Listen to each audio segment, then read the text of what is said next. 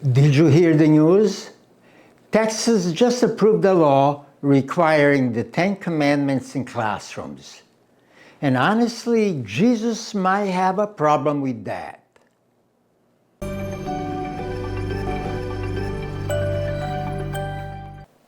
There is a growing movement to bring the Ten Commandments into public school classrooms. And some Christians see this as a win for faith. But is it actually consistent with the teachings of Jesus? In the Sermon on the Mount, Jesus says something striking. Do not practice your righteousness to be seen by others.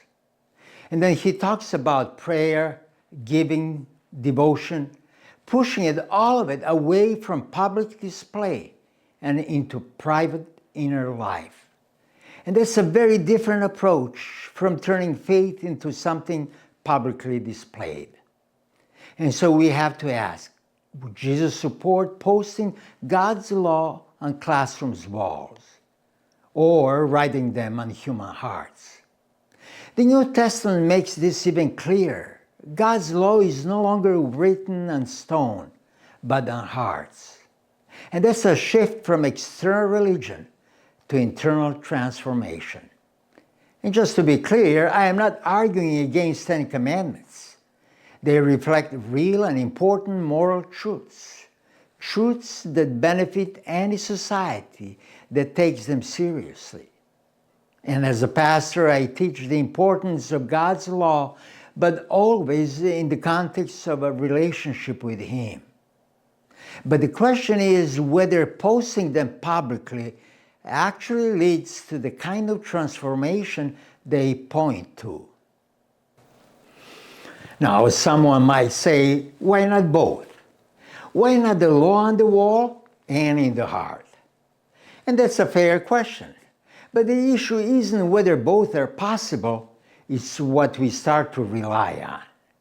When we emphasize the visible, we can quietly neglect the inward. And that's exactly what Jesus warned about. And so what's really the point? Do we think transformation happens by what people see on a wall or by what happens in the heart? And remember, Jesus' strongest critiques weren't aimed at outsiders, but at religious people focused on outward conformity. They had the law on display, but missed its meaning entirely. There is also a deeper issue here, the assumption that a country needs to look religious to be moral. But Christianity has never taught that. Faith isn't produced by what people see on a wall. It comes from transformed lives. Now, some support this for historical reasons, wanting to preserve a religious heritage. But for Christians, the real question isn't just about heritage. It's whether this reflects the way Jesus taught us to live. There is also a practical concern.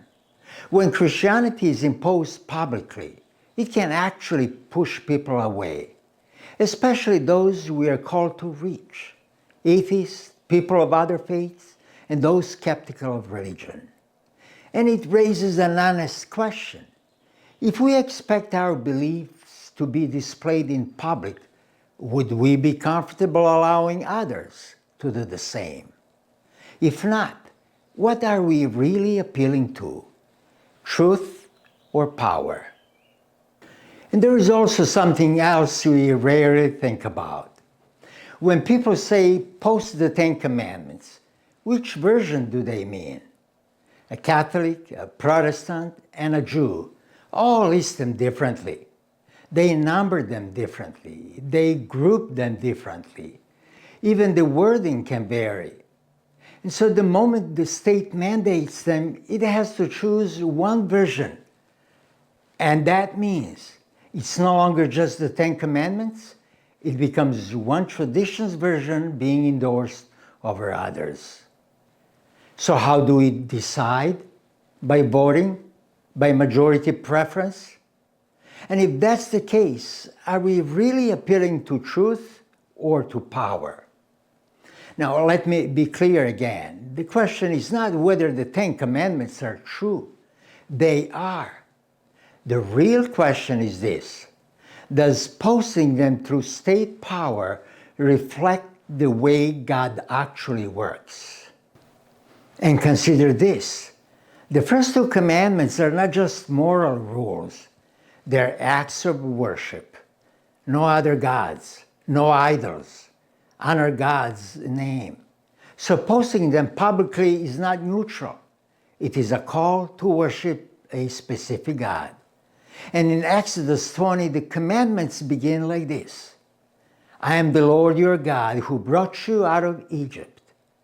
Relationship comes first. Redemption comes first. Commandments weren't given to create a relationship with God. They were given to people who already had one. These were not given as a universal civil code for all nations, but as a covenant ethic for a redeemed people. And so applying them directly to a modern pluralistic society risks distorting their purpose. And maybe most importantly, look at the method of Jesus. Jesus never petitioned Rome to enforce the law. He never sought public display of Torah in pagan institutions. Instead, he formed disciples. He transformed hearts. He said, my kingdom is not of this world. And so yes, the Ten Commandments are true, but posting them through state power may actually misrepresent both the purpose of God's law and the nature of God's kingdom. Because the kingdom of God does not advance through visibility in public institutions, but through the quiet, powerful work of the Spirit in human hearts.